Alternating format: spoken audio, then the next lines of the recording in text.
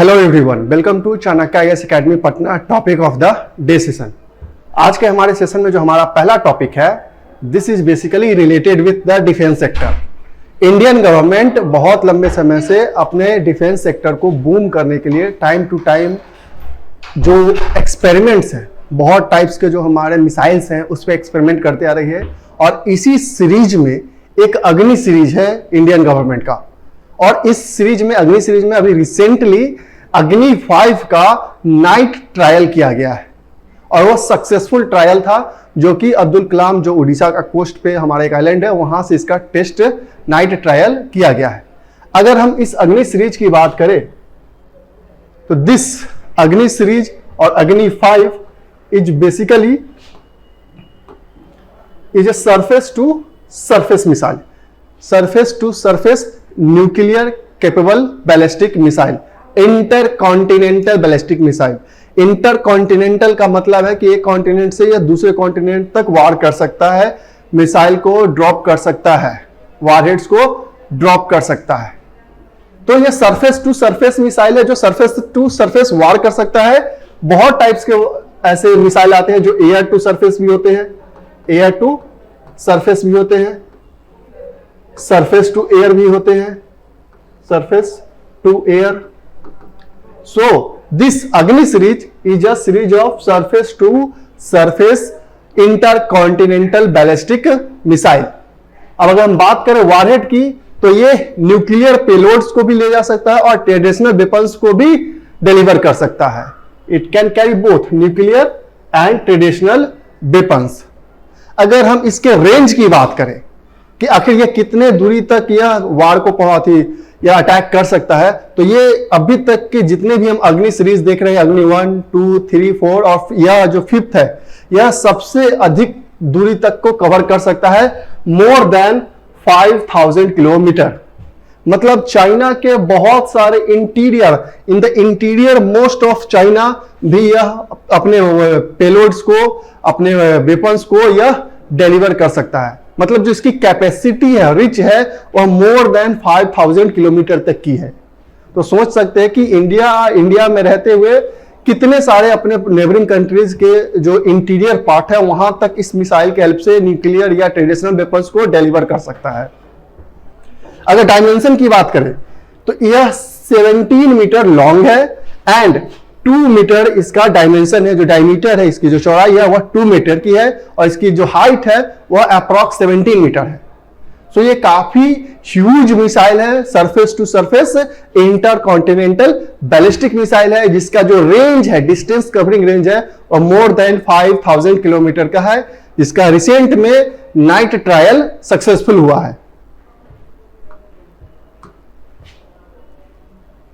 अगर हम डेवलपमेंट की बात करें तो this Agni series is developed by DRDO। इस अग्नि सीरीज में जो अग्नि 5 है, इसमें 2 मेन टेक्नोलॉजी है, जिसके वजह से जो ये अग्नि 5 है वह काफी एक्यूरेटली, इसमें काफी ज्यादा एक्यूरेसी के हेल्प से वार को डिप्लॉय आती है। जो पेलोड्स है उसको डिप्लॉय किया जा सकता है, डिलीवर किया जा सकता है, चाहे वो न्यूक्लियर हो या ट्रेडिशनल हो। इसमें एक्यूरेसी काफी है। और इसमें जो 2 टेक्नोलॉजी है, first one is very high accuracy ring laser gyro based inertial navigation system, RINS, and the second one is MINS, micro navigation system, which improves the accuracy of the missile।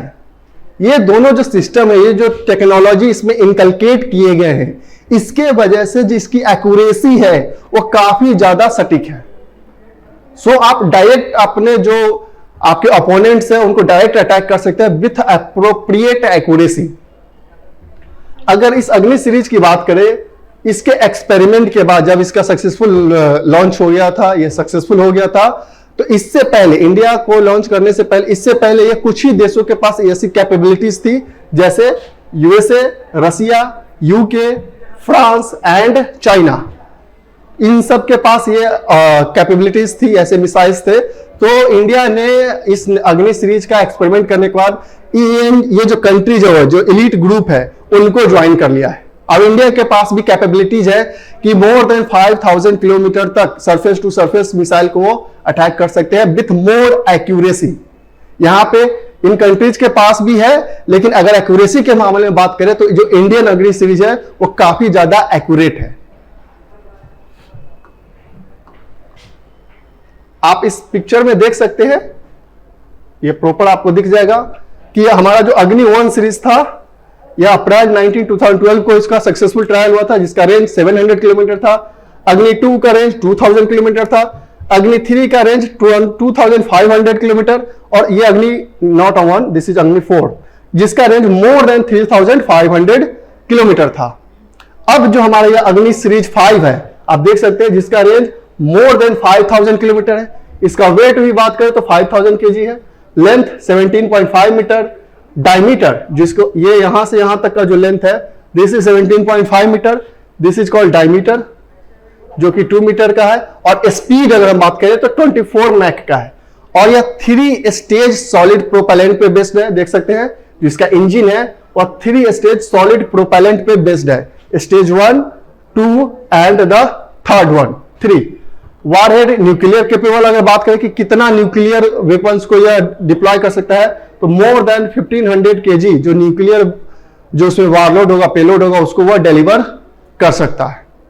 तो ये हमारी अग्नि series है, अग्नि 1, 2, 3, 4 and this is अग्नि 5, जिसका night trial successfully launch हुआ है।